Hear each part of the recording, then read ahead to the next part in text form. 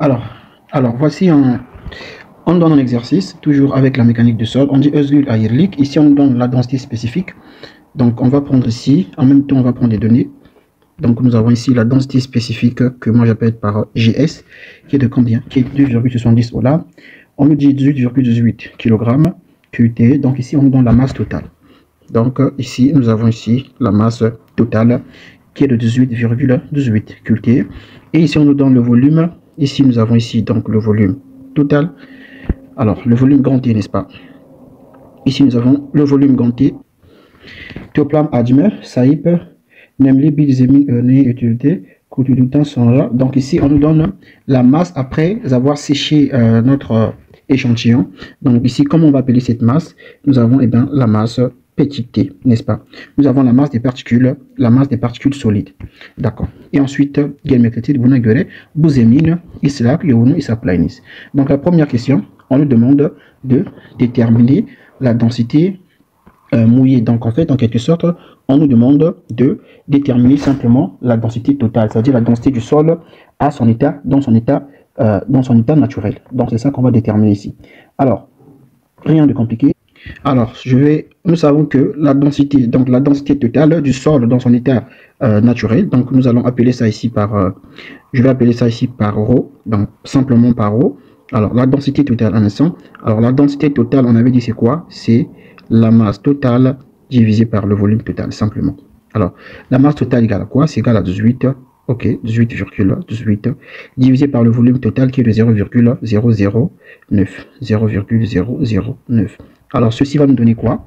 Lorsque je fais 18,18 divisé par 0,009, ça me donne 20,20.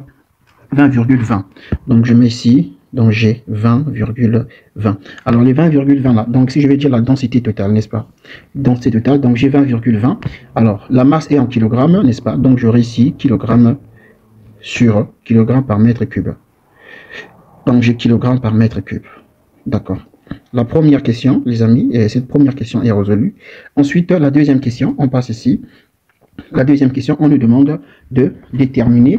Je pense que la question n'est pas assez claire, mais il s'agit, je crois, il s'agit de déterminer la densité sèche. Voilà.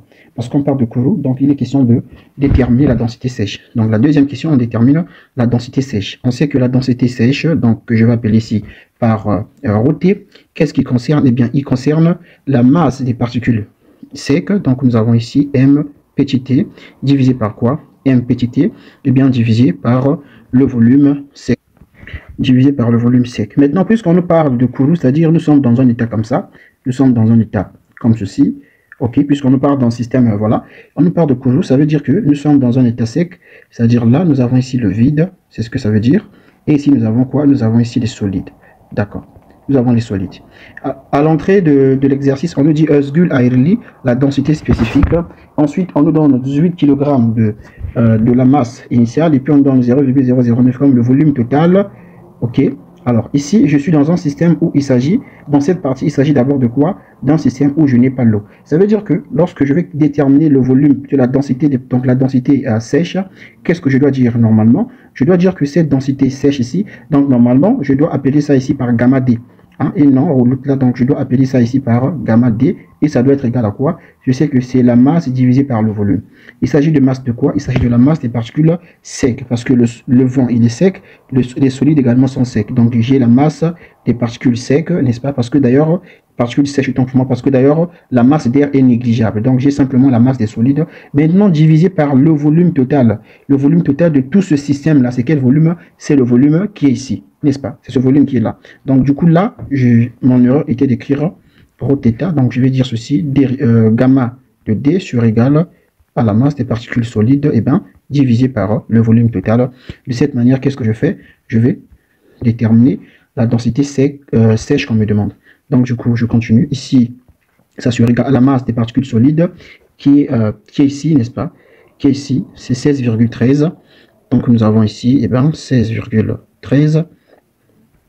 Donc 16,13 divisé par le volume total qui est de 0,009, 0,009. Et quand je calcule ceci, je fais 16,13 divisé par 0,009.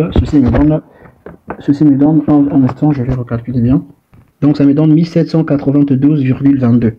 Donc je fais 1792, je peux m'arrêter à 22. Alors la masse est en kilogrammes et le volume est en mètres cubes. D'accord. Alors cette question aussi est très vite répondue. Ensuite, on passe maintenant ici la deuxième question. On nous demande de déterminer la teneur en eau. Donc sous Itieri. Alors comment je calcule sous Itieri? Je sais que la teneur d'eau, gamma, est plutôt W égale à quoi? C'est le volume. Donc c'est la masse d'eau divisée par quoi? Divisée par la masse des particules solides, n'est-ce pas?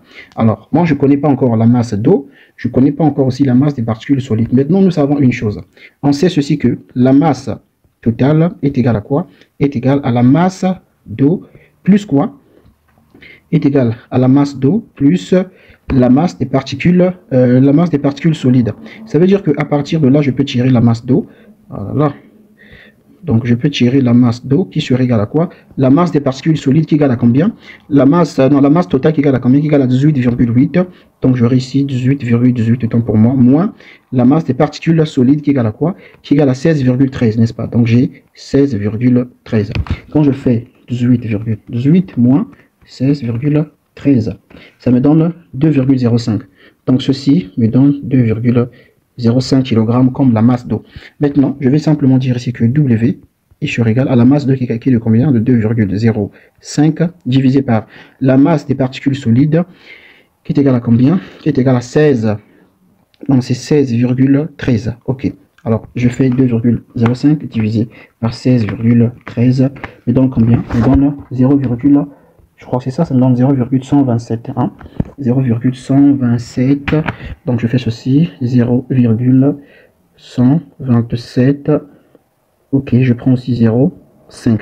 Alors si vous voulez aussi, on peut mettre ça en pourcentage. En pourcentage, W, la teneur en eau sur égal. Je vais multiplier par 100. Si je multiplie par 100, ça va me donner quoi?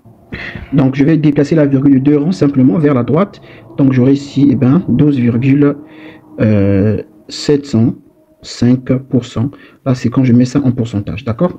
Maintenant, cette question est répondue. Maintenant, on va passer à la prochaine question. C'est cette question-là. On va déterminer le Bochler-Coraneux. Le Bochler-Coraneux, c'est quoi? C'est simplement le rapport de vide. Rapport de vide, c'est le volume des particules vides divisé par le volume des particules solides, n'est-ce pas? Alors, est-ce que nous connaissons le volume des particules vides? Alors, on ne connaît pas encore le volume des particules vides, mais nous savons que le volume total est égal à quoi? Est égal au volume des particules vides moins le volume de quoi? Moins le volume des solides. Jusque-là, nous ne connaissons pas encore aussi le volume des solides. Donc, cette équation, je peux déjà m'arrêter ici parce que le volume des particules solides, nous ne connaissons pas encore ce volume-là. Ensuite, qu'est-ce que je fais? Alors, on m'a donné quoi dans l'exercice? On m'a donné GS. Donc, je sais que GS, qui est la densité relative égale à combien? On m'a dit qu'il est égal à 2, donc 2,70. Et la formule de GS, c'est quoi? C'est la densité des particules solides divisée par quoi?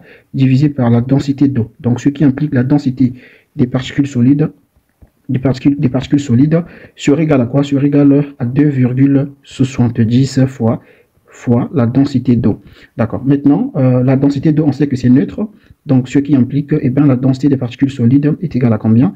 Est égale à 2,70 toujours. Nous savons aussi par la même occasion, nous savons que la densité des particules solides est égale à quoi? Est égale à la masse des particules solides divisée par le volume des particules solides. Donc, ce qui fait que cette valeur de 2,70 équivaut rapidement à la masse des particules solides divisée par le volume des particules solides. Donc, ce qui implique le volume des particules solides serait égal à la masse des particules solides divisé par quoi? Par 2,70. Et nous avons le volume des particules solides qui est juste là, c'est 16,13. Donc, nous avons ceci, 16,13 divisé par quoi? Par 2,70. Quand je fais 16,13 divisé par 2,70, c'est ça, non? 16,13 divisé par 2,75, 70 autant pour moi, et ça me donne 5,900, donc je prends ceci, ça me donne 974, donc kilogrammes, non, mètres cubes plutôt, donc mètres cubes, puisque c'est le volume des particules solides que nous avons trouvé. Donc je vais rappeler ça ici, c'est le volume des particules solides que nous avons déterminé. Maintenant, à partir de là, je peux maintenant revenir dans la formule, dans cette formule ici. Alors, E serait égal à quoi? Le volume des particules vides égal à quoi? Le volume des particules vides. À partir de là, je peux revenir encore un peu ici. Alors, ici, je peux tirer le volume des particules vides, VB, et serait égal au volume total, moins quoi? Moins le volume VT des solides. Donc, j'aurai ici, je remplace VB qui est égal à quoi? Volume des particules volume total, autant pour moi, qui est égal à quoi? Qui est égal à 0,009. Donc je fais ici 0,009 moins quoi? On a moins le volume VT. Donc petit VT. Petit VT, nous avons trouvé combien? Donc notre volume total, c'est ça que nous avons trouvé, n'est-ce pas? Le volume total, on avait trouvé, c'était 5, mais si je mets ici 5,74 divisé par quoi? Divisé par le volume total qui est là. Donc VT, hein, plutôt volume des particules solides, c'est aussi 5,74. Là, il y a un problème. Pourquoi? Parce que je vais avoir un résultat. Hein, déjà ça là, moins ça, ça fait déjà négatif. Donc j'aurai un rapport qui sera négatif. Donc ça ne peut pas être négatif. Il y a certainement une erreur que j'ai fait quelque part. Alors où est-ce que ça peut bien être? Il y a certainement une erreur parce que le volume des particules solides ne peut pas être négatif, quoi. C'est impossible. Plutôt le rapport des particules solides ne peut pas être négatif. Donc voilà, l'erreur se trouve ici, c'est bon, j'ai vu. L'erreur se trouve ici, se trouve dans les arrondis. Lorsque nous avons calculé ici le volume total, regardez bien, le volume des particules solides, j'ai dit quoi? J'ai dit 2,70 fois le volume d'eau. D'accord. Maintenant, nous, qu'est-ce qu'on nous a donné ici? Les masses sont données en quoi? Les masses sont données en kilogrammes. D'accord? Les masses sont données en kilogrammes. Vous pouvez remarquer, là aussi c'est kilogrammes. Ça veut dire que les densités doivent être aussi en... je dois aussi prendre la densité d'eau en kilogrammes. Donc, je ne peux pas prendre la densité d'eau en tonnes. Moi, j'ai considéré tonnes par mètre cube. D'accord? Donc, j'ai considéré tonnes par mètre cube. Ici, je dois mettre cette densité-là en kilogrammes. Donc, si je mets ça en kilogrammes, donc là, je vais prendre ici 1000. OK? Donc, cette densité-là, ça sera égal à 1000 ici. Je vais mettre ici 1000. C'est la densité d'eau. Donc, je vais mettre ici 1000. 1, 2, 3, 1000 kg mètre cube. Donc, du coup, là, ça va me faire ici 1, 2, 3, ça va me faire ici 2700. D'accord? Ça va me faire 2700 pour la densité, 2700 kg mètre cube pour la densité des particules solides. Donc, du coup, ici, là également, il faut modifier. Ça va nous faire ici 2700. Donc, ça va nous faire ici 2700. Et là également aussi, la même chose. La même chose, ça va nous faire aussi 2700. Là aussi, pareil. Là également, pareil. Donc, ça va nous faire ici 2700. Donc, du coup, je vais recalculer ceci. Lorsque nous recalculons, alors, donc, lorsque je fais 16,13 divisé par, excusez, 16,13 divisé par 27,00, alors le résultat me fait 0,00, 0, donc je recopie ça rapidement, 0,00. Ensuite, nous avons ici 5, 9, 7, 5, 9, 7, 4.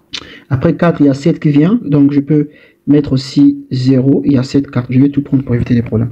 À partir de là, les amis, qu'est-ce que je fais? Je vais maintenant remplacer simplement. Alors, nous connaissons le volume total. Le volume total, je reviens dans cette formule-là. E égale à VB, donc VB égale à quoi? VB égale à V total moins V petit t. V total égale à 0,009.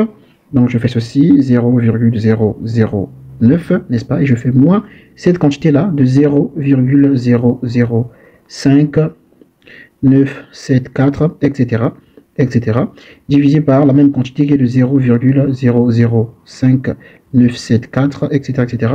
Lorsque vous calculez ceci, alors, la valeur de E, nous avons quoi? Eh bien, nous avons, je calcule, nous avons 0,500, donc je note ici 0,500, 5065, ok, 5065. Si vous voulez, on peut mettre ça aussi en pourcentage. Si l'on met ça en pourcentage, les amis, qu'est-ce qu'on fait? On va simplement multiplier par 100. Donc, on aura ici 50, un instant. Donc, on aura ici 50. Donc, un instant. Donc, E, il sera égal à 50,65%.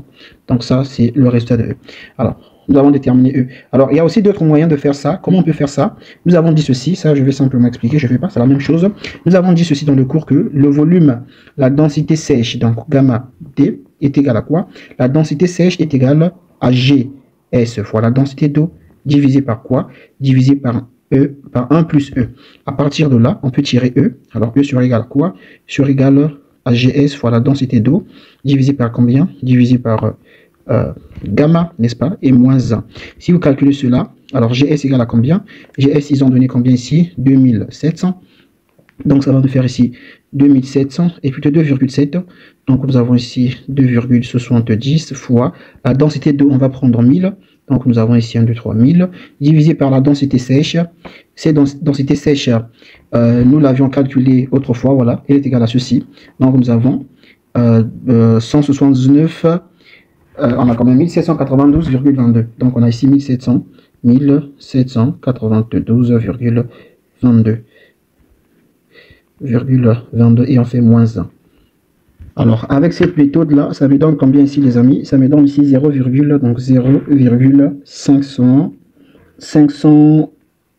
506.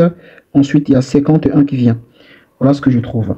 Alors, ça, si on s'arrête simplement à 4 chiffres après la virgule. Donc, E équivaut à quoi? E, on s'arrête à 4 chiffres. E sur égal à quoi? Toujours égal à 0,50. Et nous avons ici 65. Donc en pourcentage, E est toujours égal à 50,65%. J'ai multiplié par 10. Donc vous remarquez que c'est le même résultat. Alors cette méthode-là, elle est parfois courte, vous pouvez l'utiliser, mais depuis revient à dire la même chose. Alors, on nous demande Boşluk oranı. Ok, Boşluk oranı, on va déterminer Boşluk oranı. Cette fois-ci, est-ce qu'il y a d'autres questions? On dit de déterminer doygunluk derecesini bulunuz. Donc on demande de calculer SR, le degré de saturation d'eau.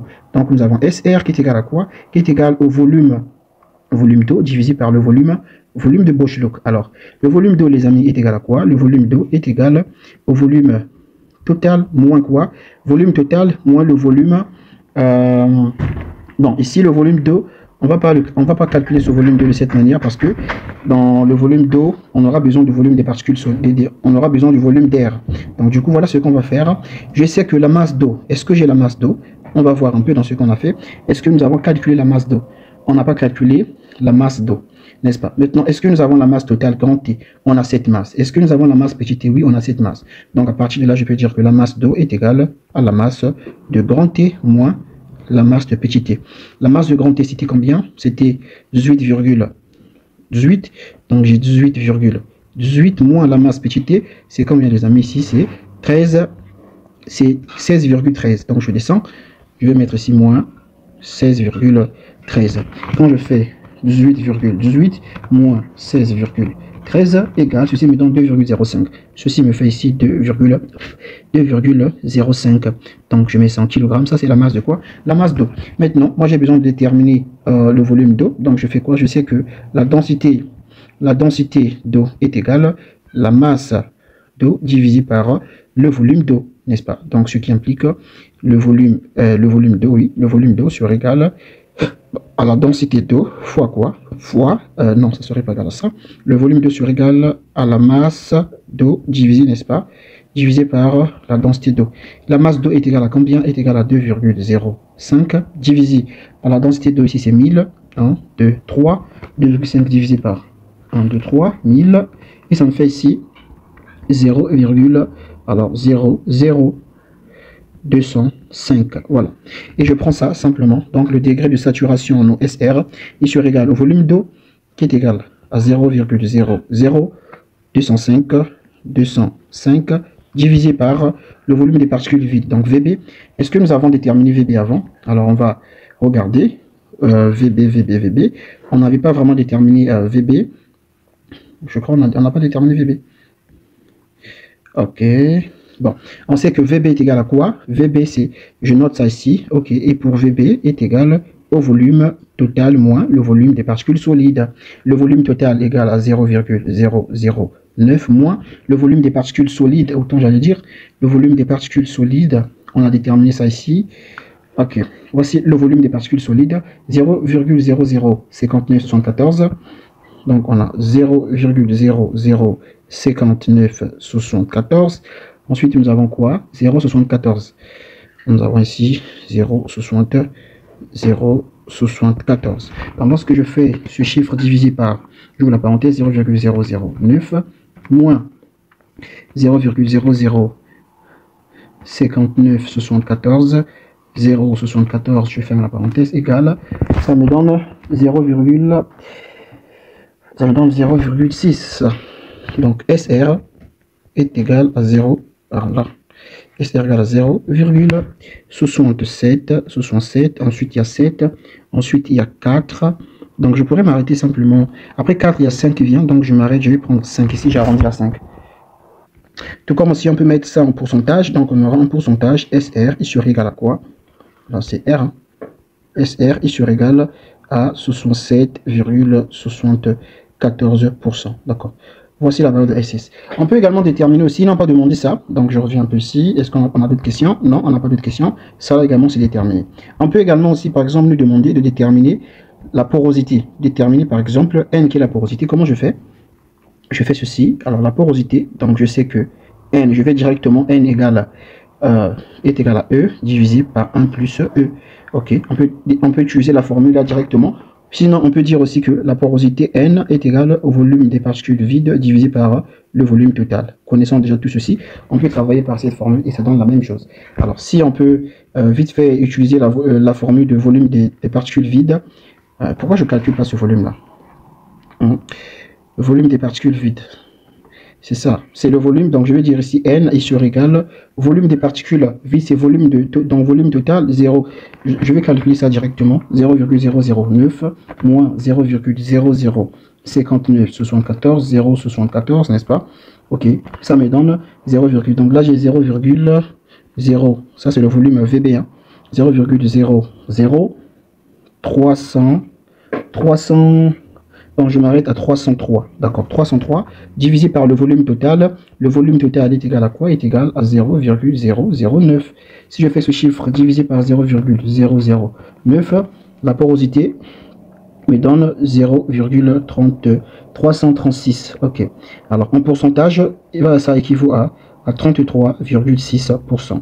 Ça, c'est la porosité, s'il fallait déterminer la porosité. Tout comme aussi, on peut faire ça par cette relation, en disant que N est égal à E. E, nous avons trouvé combien?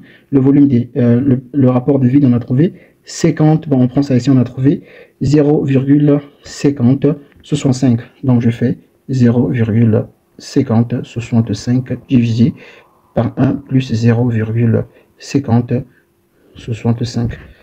Alors, avec cette relation, ça nous fait ici, là, ça me donne, alors ça me donne 0,336, ensuite nous avons 2, donc 0,336, et ensuite nous avons ici 21. Bon, ça peut varier, varier légèrement avec les arrondis, donc tout comme je peux m'arrêter simplement ici, je peux m'arrêter à 3 chiffres. Si je m'arrête à 3 chiffres, ça marche aussi, il n'y a pas de problème. Donc, du coup, tout comme en pourcentage, ici, N est sur égal à quoi? On va multiplier par 100, ça va me faire 33,6%. On détermine N en pourcentage. Merci d'avoir regardé la vidéo. On se dit à très bientôt dans une prochaine vidéo.